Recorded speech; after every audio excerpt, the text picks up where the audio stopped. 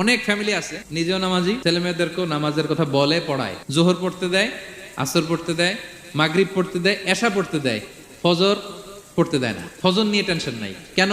আমার কলিজার টুকরা সন্তান ঘুমায় হুজুর, কাঁচা ঘুম কেমনে ভাঙাই। যে বাবা মারা মনে করে সকালে কিভাবে ডাকি, উঠতে চায় না হুজুর, কাঁচা ঘুম কষ্ট হয়ে যায়, ফজরের সময় যদি আগুন লেগে যায় আপনার ঘরে, কি করবেন? আরেকটু ঘুমা, কাঁচা ঘুম। দুনিয়ার আগুন থেকে রক্ষা করার জন্য যেমনি ডাকেন, উঠায় নিয়ে আসেন, জাহান্নামের কঠিন আগুন থেকে বাঁচানোর জন্য ফজরের সময়ও ডাকার দরকার আছে না নাই?